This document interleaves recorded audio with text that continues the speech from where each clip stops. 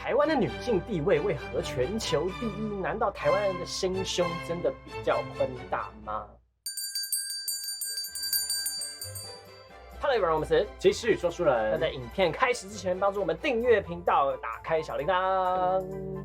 台湾的女权亚洲第一这一点，大家应该都没有异议，有异议的去找联合国开发计划署说啊。而台湾未成年的女性，因为生育率比较低，女性在国会的议员又超过了1/3，这些成就呢，都让台湾的女权呢全球排名在非常前段班的位置。而台湾的25岁以上受到中等教育的男女比率为87%跟75%，而两性受到教育的程度因为差异不大，相比之下，在邻近的韩国，男性受到中等以上的教育高达91%，但是呢，女性则只有79%，对，比台湾高哎。对，可是它这个比例是，就是男生还是会比较多。对。然后这件事情在以开发国家而言是比较奇怪的哦。对，男女比例，因为你应该要差。对，才是对。那以这个数据呢，就显示了重男轻女的历史包袱，在韩国的情况跟台湾比还是比较严重的。被认为民主国家表率的美国呢，性别平等指数竟然是全球排名第38。主要原因呢，是因为美国未成年少女的生育率较高，把美国的排名大幅往下拉。而另外呢，美国的女性国会议员所占的比率只有17%，在国际上非常不够突出。而这件事情，我在看《纸牌屋》的时候有特别注意到。他们宁愿让一个黑人总统上台，也不愿意看到一个女生当总统。所以希拉蕊那个时候对于女权而言，他们觉得这是一个很重大性的突破，又要赢了。没想到居然，那很多人印象中呢，台湾从来都没有女权运动，所以你在看欧美的女权呢，是很常上街这样子游行，在台湾好像没有看过。就是对，几乎没有。其实呢，台湾呢是有的，只是这些事情是发生在我们出生的时候，所以那个时候台湾女性主义的运动非常的热烈，在1970年代跟蓬勃发展的台湾社会运动一起崛起，取得一部分女性主义的阶段性进步。那范宇呢，他又将台湾的女性主义分成4个时期。那个3+11那个，对，就是我们3+11那位。哦，我觉得他蛮惨的，就是他好像在女性主义这个研究上做了许多的贡献，然后结果他的成名战士。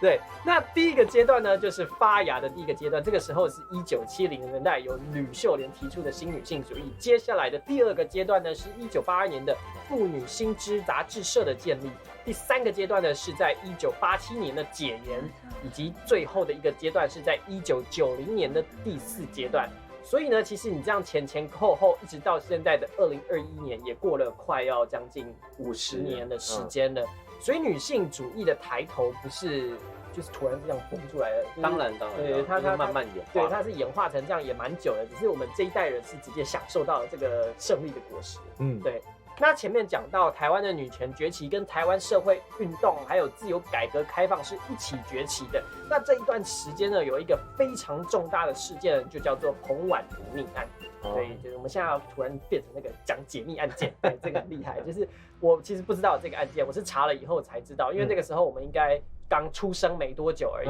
对，那彭婉如呢是新竹人，她是一个女权运动者，她推动了非常多保障女性的法案。那对台湾女权是一个蛮大贡献的一个人物。那这个时候时间来到了1996年，担任民进党妇女部主任的彭婉如呢，她搭飞机南下到高雄的时候进行表决一项法案。那这项法案呢，就是让妇女参政1/4的保障条款。那在当晚的晚间呢，她叫了计程车之后就离开饭店，但是就此之后人间蒸发。而当时呢，目送他上计程车的国大代表成为了最后一个目击者。隔天，民进党的全代会开始半个小时之后呢，彭婉如她仍然没有出现，因此呢，其他人就赶快报警。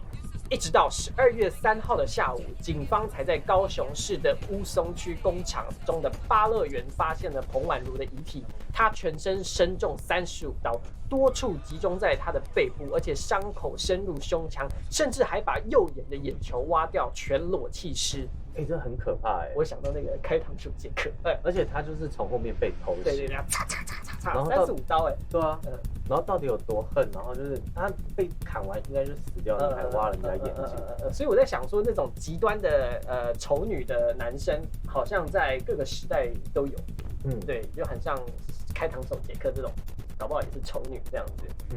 从彭婉如的伤口发现呢，几乎全部都集中在她的背部左右肩胛骨，而且呢，刀伤的斜度几乎一致，再加上彭婉如的手上有挣扎过的痕迹，代表她是曾经有抵抗过的，因此呢，怀疑被弃尸的地点应该是第2现场，而凶器呢，则应该是水果刀。在1996年的12月4日，专案小组在现场采集，发现有部分有槟榔渣、烟蒂以外，还有不完整的血掌纹以及部分不完整的指纹。另外，在东港大桥下呢，也发现了彭婉如的遗物，包括了她的名片还有皮夹。但是呢，歹徒都利用塑胶袋给包住，所以呢，比对资料库后来没有吻合的对象。那针对役男服役的指纹建档呢，也没有吻合的对象。因此呢，凶手被怀疑他没有当过兵，也没有计程车驾照。那到了12月10日呢，专案小组在清查周围的监视器，发现说，在一个美容院的门口监视器发现有一辆旧型的福特天王星计程车。那在经过2道玻璃的折射之后呢，投射在附近饭店店家的玻璃上呢，有锁定了一台计程车车辆，因此呢，就锁定这台计程车作为线索去调查。透过那个鉴识专家李昌钰博士呢，他们将画面送到 NASA 去解析，希望能够查出车牌号码。但是呢，由于影像实在太过模糊，只分辨出一个车牌的第一个字 Y，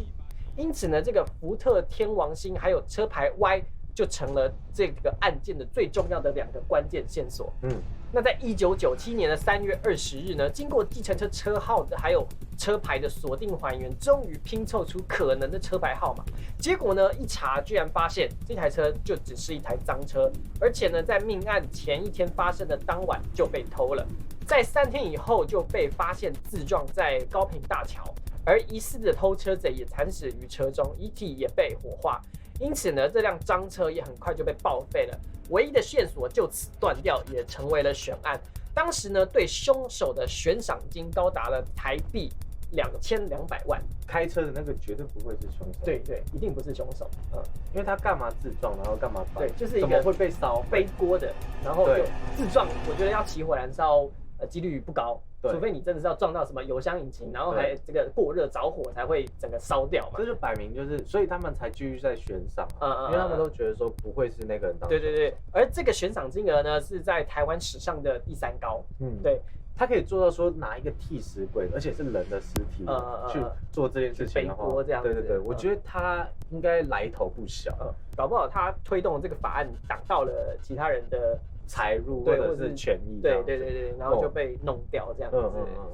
而在1996年的12月21日呢，全国的妇女连线在立法院召开1221女权火照夜路大游行前记者会，他们宣示呢，女人要权利不要暴力，并且对政府要求提出期限内要破案，宣告说呢，有超过15000名的台湾留学生透过网络联署呢，将1月30日定为台湾女权日，以纪念彭婉如对台湾女权的促进发展的所做的努力。同时呢，在社会跟舆论的压力下呢，立法院在1996年3读通过《性侵害犯罪条例防治法》修正案。那性侵害犯罪防治法呢，也在1997年公布实施。那教育部呢，也从1997年开始呢，成立了性别教育平等委员会，规定学校教育必须要有教导两性平权这件事情。所以我们的国小教材才会教这些。对，我们小时候才都要上说健康课、健康教育里面就会爽课，就是我们终于有一堂是不用什么国英数理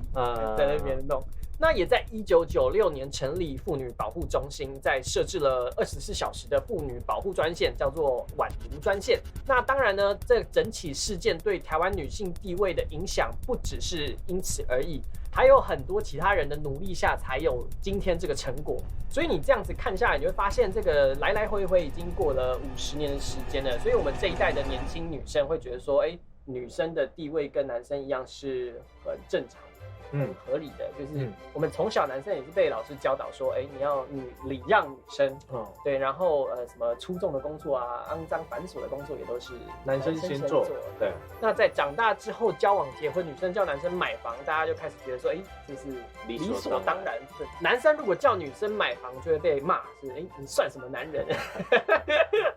那相比之下，你就发现，在台湾男生轮班爆肝到死，可能连那个台北市的一间房都买不起。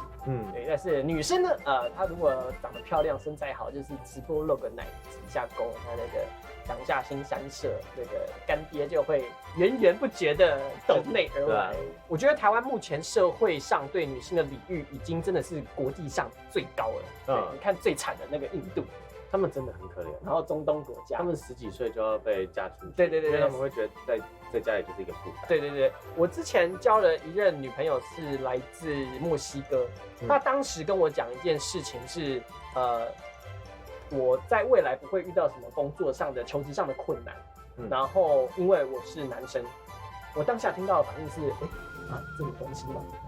就是在我是台湾人嘛，所以我的认知上就会觉得说，求职困不困难跟你是男生跟女生这是有连结上的嘛，在我的认知是没有嘛，可是对他们而言呢，这是影响很重的。他们的男生跟女生的求职之间的差异是真的有很大的差异。你如果是女生，你可能求职上所受到的限制是比较多的，你可能就是只能做那些比较要外表的工作，服务业啊，劳动。对，你想做这种资深或者是说真的有专业性质的工作，同一个求职者，一个是男生，一个是女生，你可能你是女生，你就是被刷掉的那个。所以他们那边是这样的，所以我就是觉得说，竟然是真的有差，所以我才会发现说，原来我们这边的女性地位是真的比较高的。对，那各位观众，你们有遇过什么女权自助餐的情况吗？在底下留言告诉我们，我们下部影片见，拜拜。